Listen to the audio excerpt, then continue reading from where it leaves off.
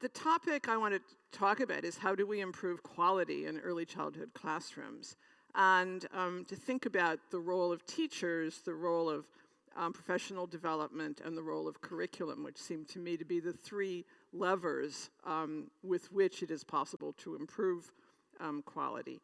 But our first task, if we're going to do this, is defining quality. What do we mean by quality in early childhood settings?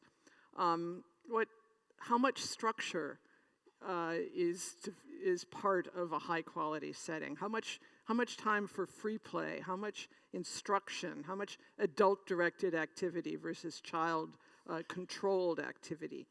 And are there specific learning goals? And if so, which ones?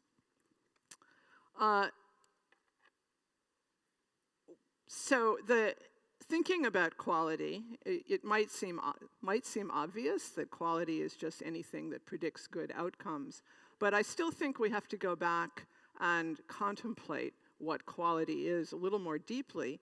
And the reason I think that it matters how we as researchers define quality is because I've been trying in my work in the last 10 or 15 years to be true to some principles that I call principles of practice-embedded educational research, principles which I fear educational researchers in general are insufficiently committed to.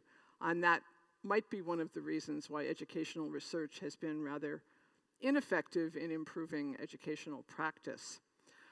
What are the principles of peer-embedded educational research?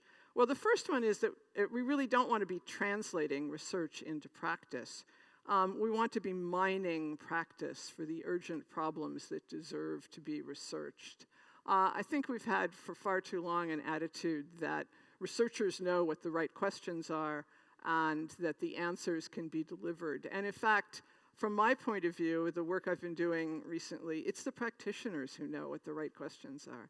It's the practitioners who should be telling us what to study, what the intractable issues are that with which they could use some help to contemplate and perhaps refine solutions.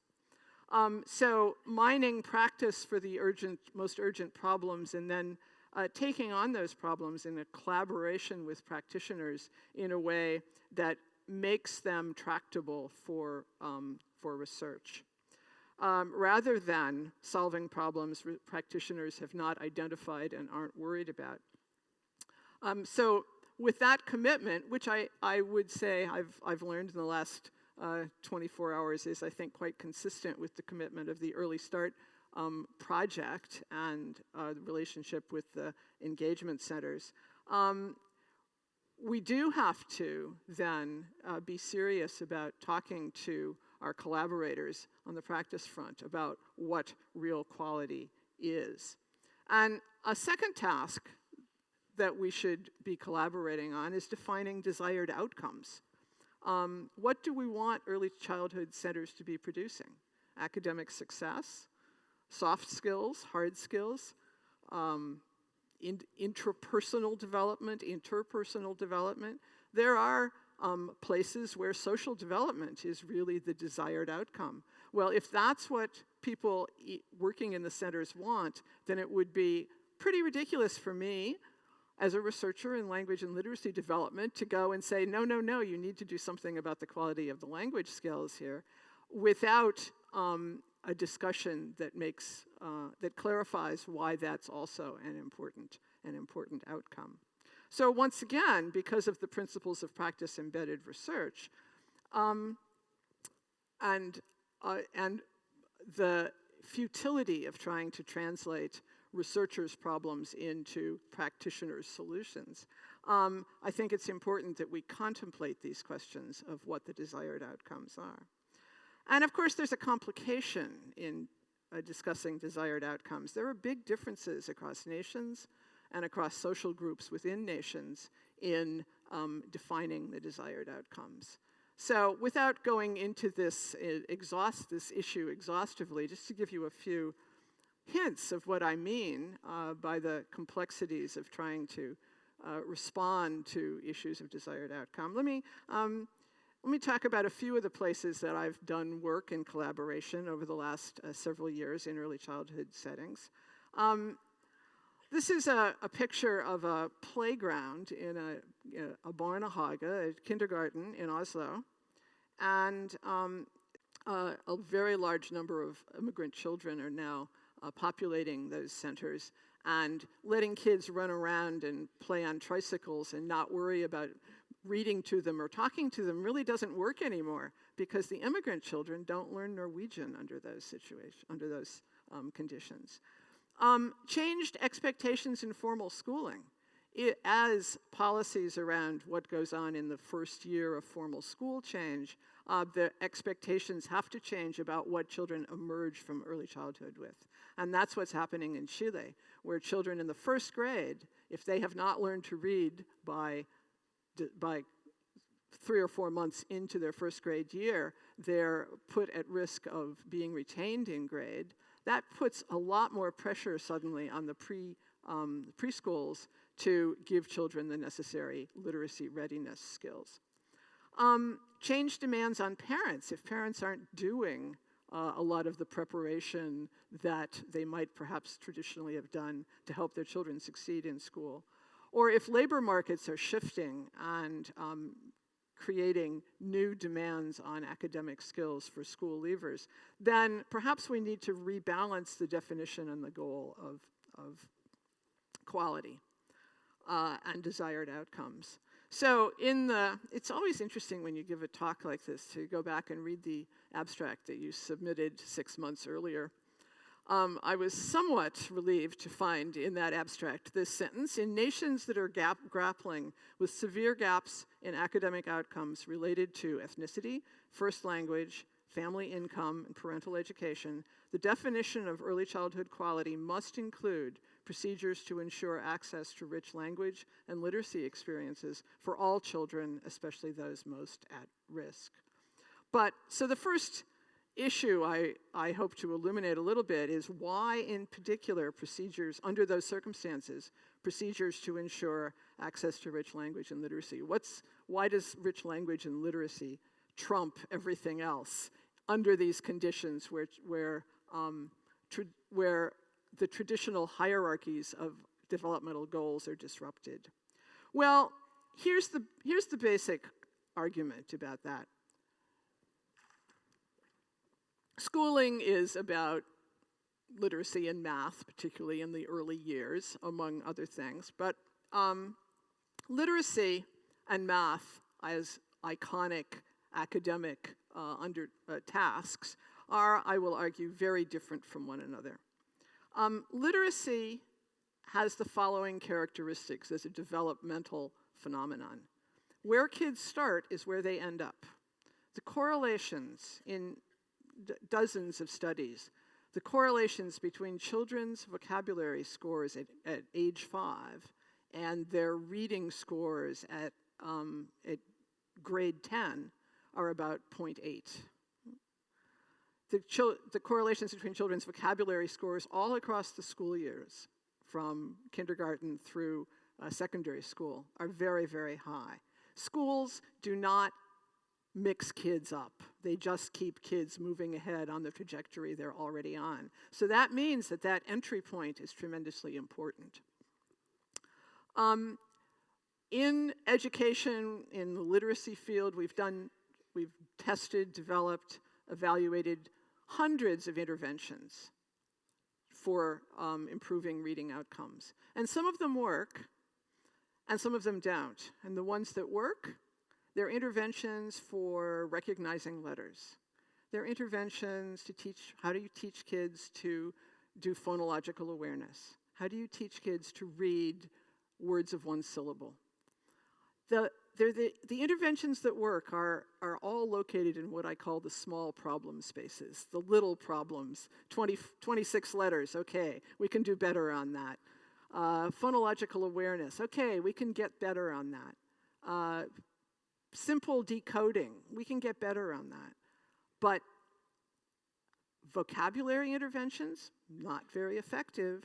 Reading comprehension interventions, not effective at all.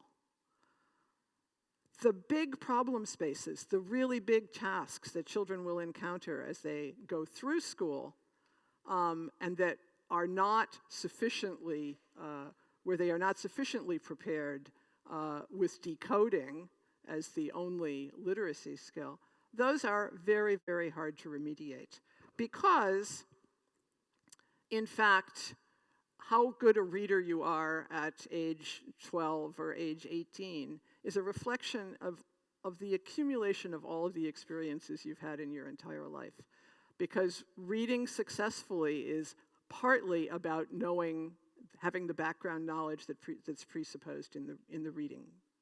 And if kids haven't had access to that background knowledge, you can't give it to them with a 6-month intervention in 6th grade. Now, math isn't like that. Kids can catch up on math at any age or any grade. Interventions in the math field are much more universally successful. Math shows progress in response to broad-level reforms, and math, but never literacy, is subject to what we call the Jaime Escalante effect. People know about Jaime Escalante? It's this brilliant teacher who took the most failing students in 9th grade in a Los Angeles high school, and he started teaching, and he got them all through algebra, trigonometry, and calculus in 2 years. He could do that because it's a tough but constrained field. You couldn't do that with reading with those same kids because they'd already lost 12, 15 years of learning the stuff that they would need to know in order to read well. So this claim about math showing progress in response to education reforms, these are data from the National Assessment of Educational Progress in the US. One of my colleagues who was involved in the first development of the National Assessment of Educational Progress, he said, well, we didn't know exactly what to call it, but we realized that National Assessment of Educational Decline was probably not a good idea. But you can sort of see the point of his observation because there hasn't been a hell of a lot of progress, has there? The bottom 2 lines are 4th graders and 8th graders and 15-year-olds, I think the top lines. And the solid line is reading scores over the years from 1970 to 2008, and the dotted lines are math scores. So the math scores, you will notice, have gone up quite significantly over that period of time in response to some efforts from the federal government to improve math instruction and math materials. There have been much more massive efforts on the part of the US federal government to improve reading outcomes. And yet the reading scores have remained pretty horizontal. The same phenomenon at a slightly different level. These are data from a charter school, a very, very intensive charter school called the Equity Project School that does rigorous academics with kids and traces outcomes in both math and literacy. Math is the blue bar, and this first blue bar over here, that's the size of the impact after 1 year of exposure to this school in math. The next set of bars is exposure, 2 years exposure to this school, and you'll see that the impacts on math are much higher than impacts on reading. In first year, there's no impacts on reading. By 3 years, we're getting up to about a 0.2 effect on reading. And after 4 years, math is off the scale and reading is still way down there. Literacy is hard to move. It's hard to improve it starting late in life. And literacy SES gaps are huge and increasing in the US. These are data from Sean Reardon, and the data are expressed in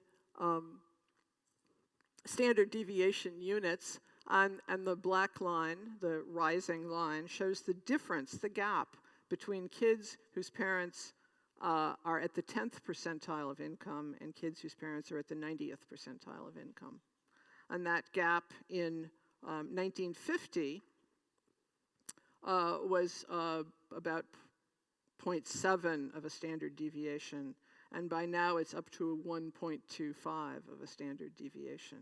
Now, admittedly, the kids whose parents are at the 90th percentile, they also have a lot more money now than they did in 1950, but that doesn't explain why the gap is so much huger.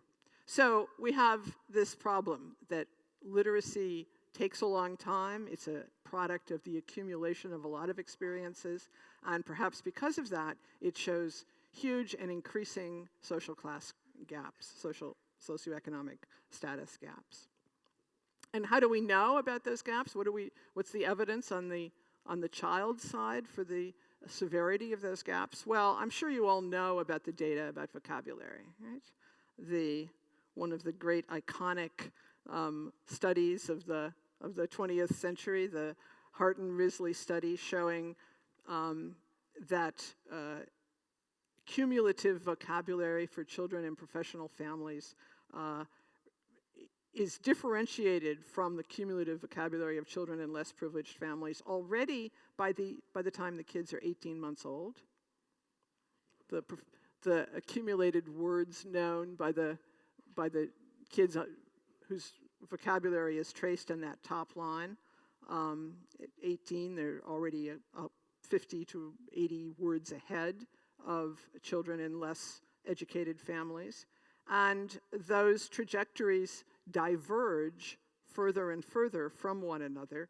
And these are the data on the basis of which the iconic 30 million word gap is predicated, that the children in the top group, by the time they're 5, have heard 30 million more words than the children in the bottom group. So their vocabulary is kind of an index of how different their experiences are, but it's not just vocabulary in which their experiences have been very different. Their experiences have been different in lots and lots of ways. How many books they own, how many books their parents own and ever read, time that the children have been read to, the occurrence of dinner table conversations, and when there are dinner table conversations, what the content of those conversations is. Frequency of trips to museums, or trips to zoos, or trips to beaches even. The accumulated opportunities to accumulate knowledge, very, very different across those different families. So I'm a little worried personally by the fact that the response to the public awareness now of the 30 million word gap are efforts to intervene in families and in early childhood classroom settings by telling people to talk more. First of all, it's hard to talk more. And secondly, if talking more means just saying the same thing over and over again, it's really not going to help that much. So I think we have to kind of rethink this problem, sort of switch figure for ground. I'll let all of you psychologists out there, I'll give you a minute to figure out if you can switch the figure in the ground here. And stop talking about vocabulary. And recognize that the 30 million word gap is really a kind of an Encyclopedia Britannica worth of knowledge gap. We should talk about it as the knowledge gap, because if we talk about it as a knowledge gap, then that changes the way we think about modifying experiences in early childhood for children. In addition to that list of books and dinner table conversations, another domain in which there's a huge social class gap is the domain of responding to child questions. So let me talk for just a few minutes about this monograph, because I love it and I think it's been neglected. It's been an understudied and under-recognized research accomplishment. Michel Chouinard took stored transcripts of parent-child interaction and analyzed them with the very simple question, how often do kids ask questions? and what kinds of questions do they ask between the ages of a year and 5 years. And she came up with the rather remarkable finding that kids ask 50 to 150 questions per hour while interacting with their parents. And what kinds of questions are they? Well, the vast majority are information-seeking questions. They're questions requesting information.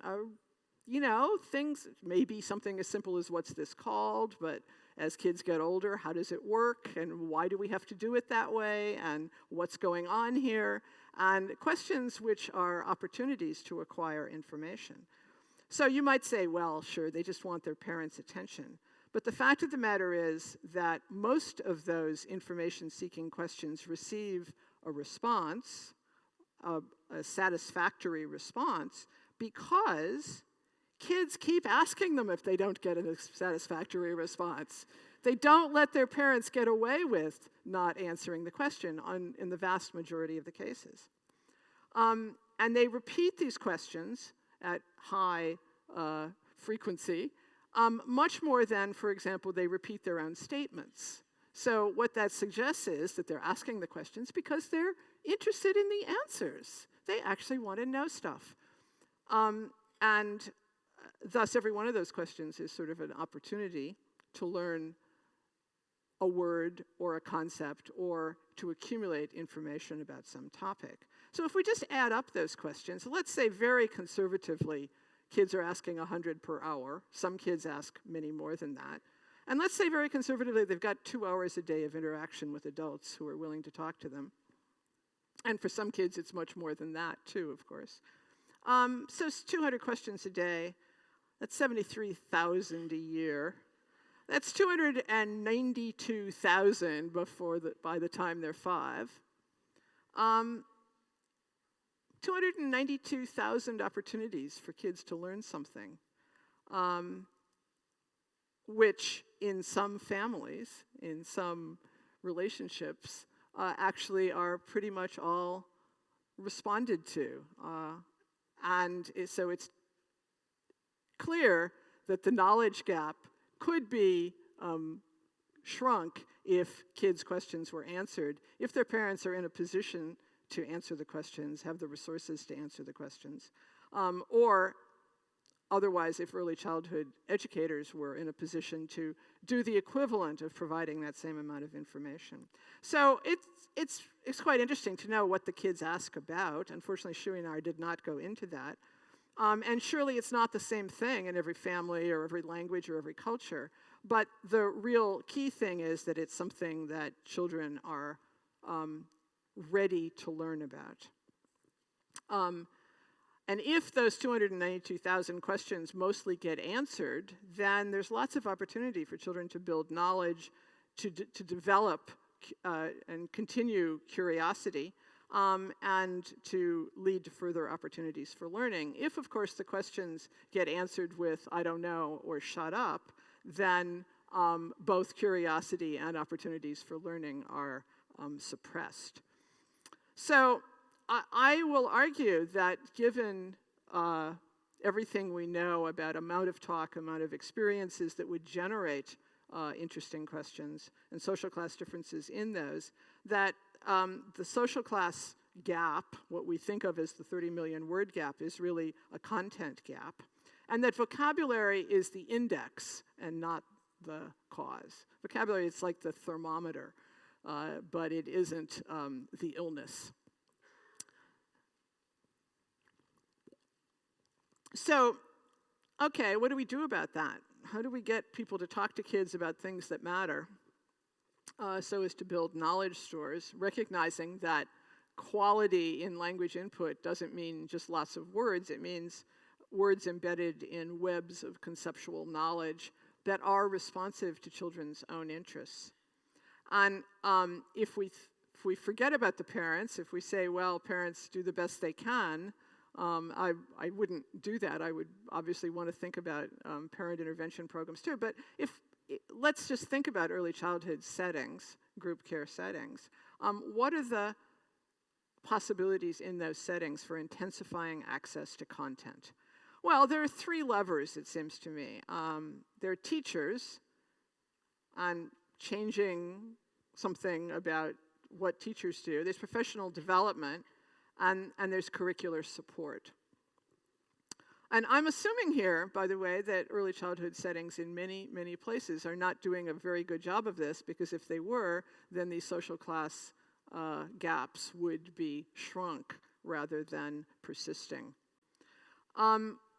So what do we do about teachers? Well, we've got the teachers we have. They're the people who want to do this job. And policymakers might think, well, we should just raise the qualifications. In Florida, Florida is like a laboratory for terrible ideas about educational policy. They just introduced a bill giving teacher incentive pay for having higher SAT scores. Now you sort of think, teachers now, higher SAT scores 20 years ago, before they became teachers, they can't change their SAT scores anymore, so why is that an incentive? Better pay. Well, maybe better pay would attract a wider array of people to teaching in early childhood. I would certainly not be against it. More status would be nice. More pay would create more status. More men, for reasons that Elizabeth could tell you about, because they might talk about different things. Certainly more bilinguals in settings where there are a lot of language minority children, because we know that early childhood should be very responsive to and respectful of the knowledge and language that children bring with them into the setting. So I think these are all good ideas, but I don't think they're. I'm not quite sure what the policy levers are that would create these changes. Professional development. So the teaching staff we have, provide more support to them so that they can do a better job with coaching, for example, which has been shown to be successful, with more time for professional learning, more coherence across the programs, more shared goals, more instruments for self-assessment, so that within these early childhood settings, people can calibrate their own work better, more collegial accountability.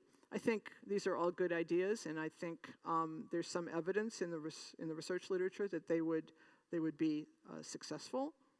And then there's the topic that I think is often forgotten about in early childhood, the topic of curriculum, more structure, higher learning standards, more engaging topics, more challenge, and more content.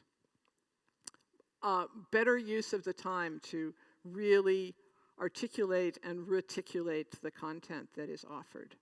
So, all right, I'm going to argue for this, not because I don't think that teachers and professional development are important, but because curriculum is something you can actually do right now. We could all go out here and spend 6 months, and we could come up with fantastic early childhood curricula that would be so much better than anything that's currently available. Because the stuff that's currently available and being widely implemented is actually pretty flabby, to use a technical term. So then what content? What do we really want 2, 3, and 4-year-olds to have the chance to learn in early childhood settings? It's an interesting challenge. One, I've been working in the last several years in middle schools, actually with 4th through 8th graders. And so I've become very much face-to-face with all the stuff that 4th to 8th graders don't know, that their teachers and their texts expect them to know.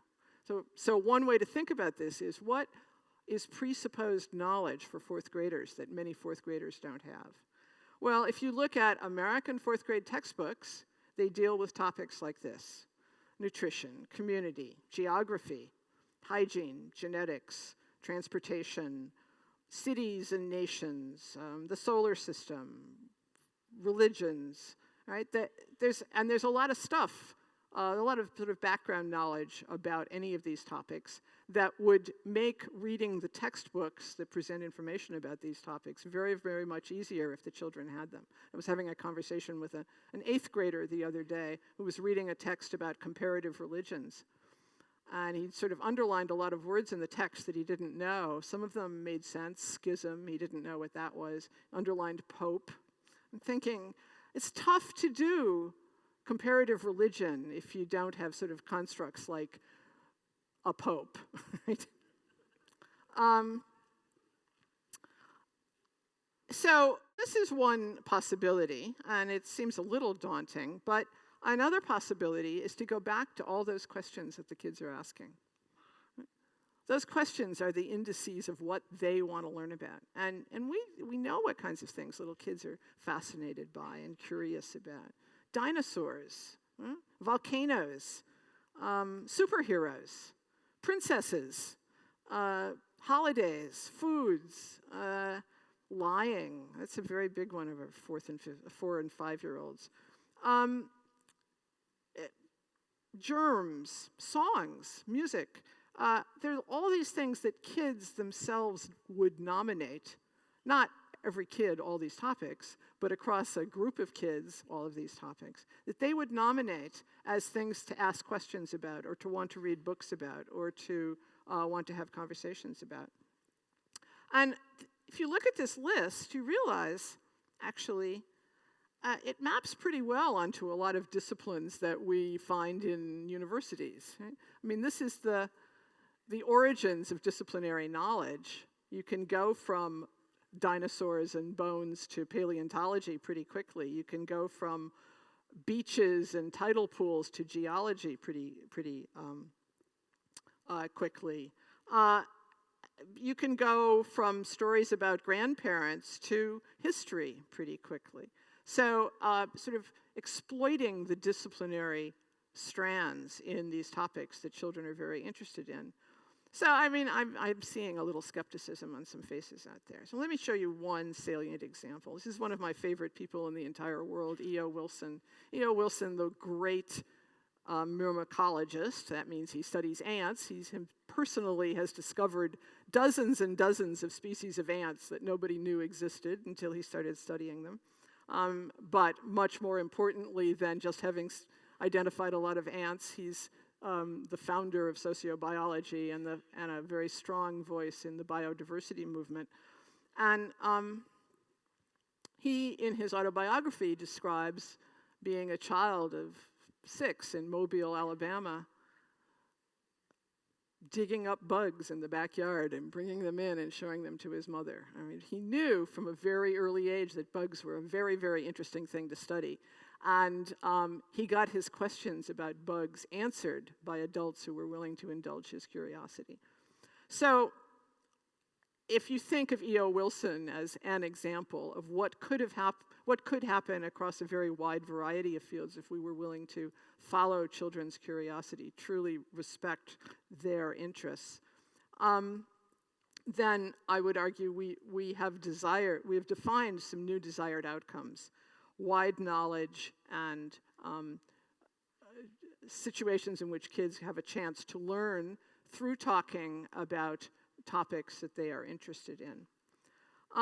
And we know, by the way, that that's most likely to happen in early childhood settings where teachers really talk in particular ways. Right? That children's very good predictors of long-term good outcomes for children are the way teachers talk. Teachers who produce complex syntax, teachers who use a wide variety of different vocabulary words, and teachers who engage in extended discourse, telling stories, having conversations, having discussions with kids, not just answering questions and moving on to the next topic.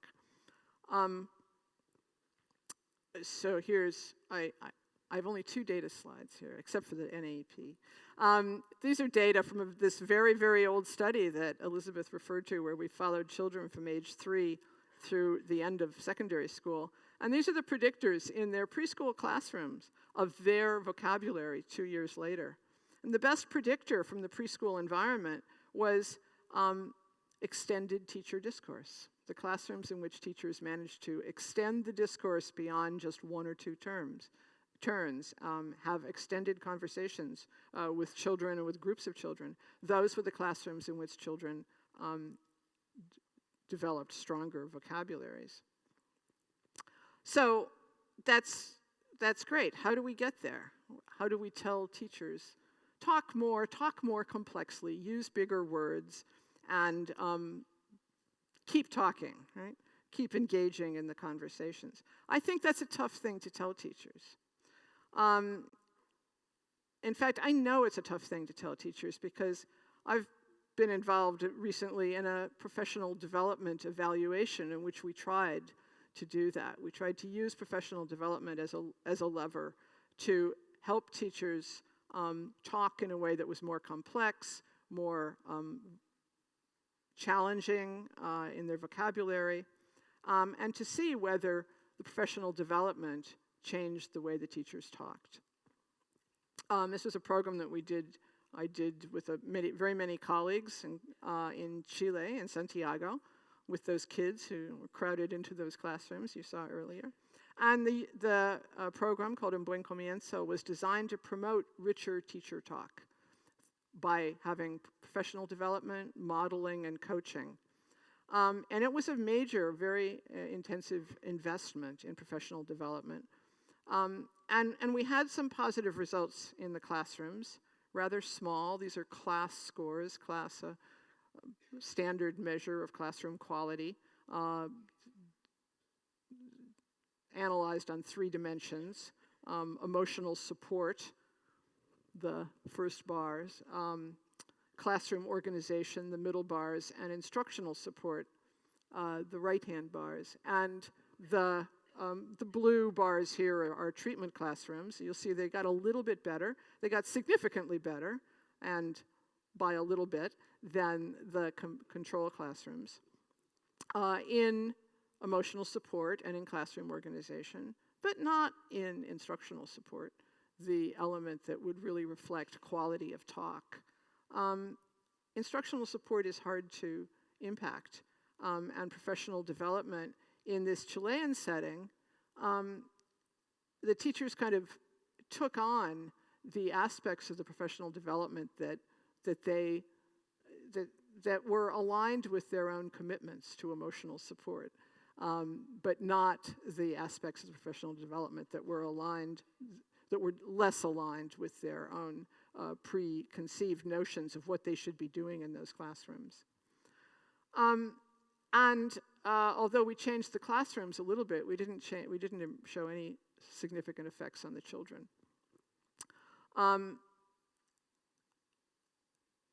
You could say, well, it wasn't intensive enough. You could say it wasn't well implemented enough.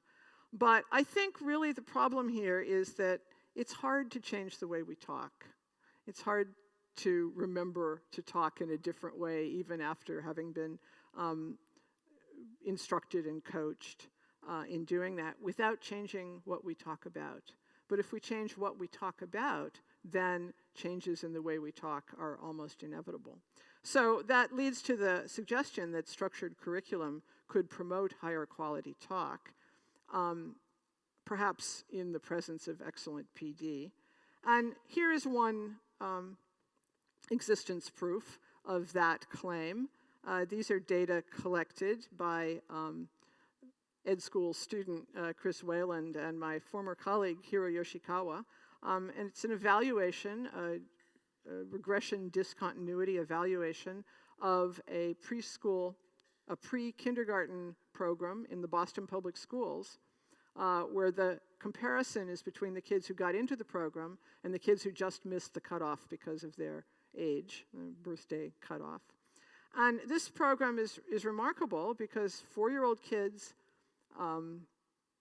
teachers who were implementing a curriculum called the OWL, Opening the World of Learning, as well as a numeracy curriculum. And the effect of the program, remarkably large impacts here on the children's performance. On vocabulary, which is hard to impact, as I keep saying, on early reading skills, as well as on applied math skills and executive functioning.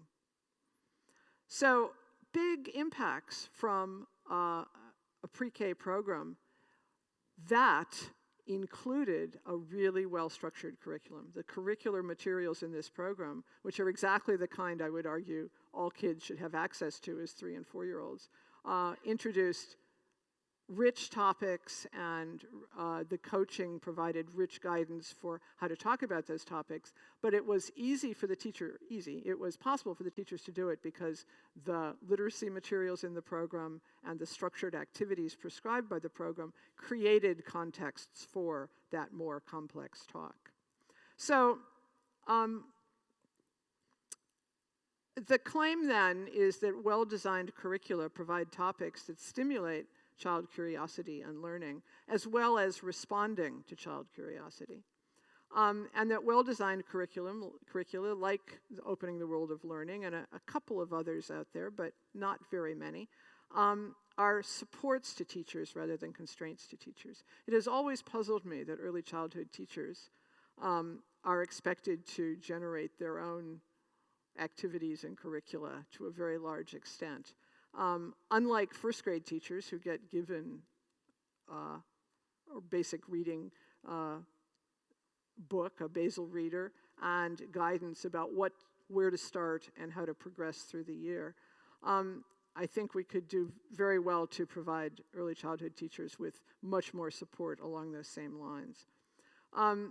The other advantage of well-designed curricula is that they constitute optimal contexts for learning new practices, that introducing new ways of talking in the context of these well-structured curricula becomes a learning experience, so that pretty soon the new curricula aren't even needed to support the new ways of talking. The claim is that well-designed curricula actually empower teachers to do what it's very hard for them to do simply in the absence of that, of those curricular supports, and that professional development is part of the system, of course, to support teachers in using the curriculum, the new curriculum, optimally. In the US, at least, I've just done a review of early childhood programs that have been effective in promoting children's language skills and their important literacy skills, their reading comprehension skills.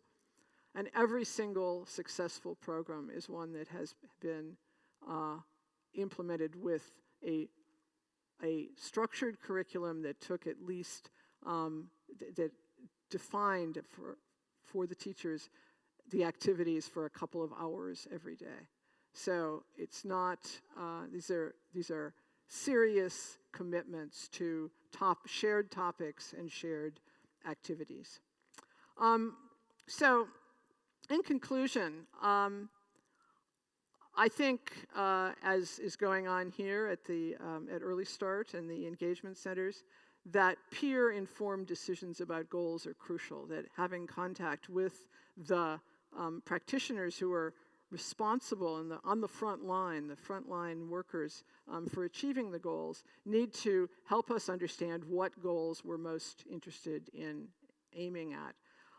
But we also need to recognize that what we might think of as the default goals or the traditional goals might need to be adjusted in light of new circumstances, new demands, new populations of children, and new expectations on the part of the education system.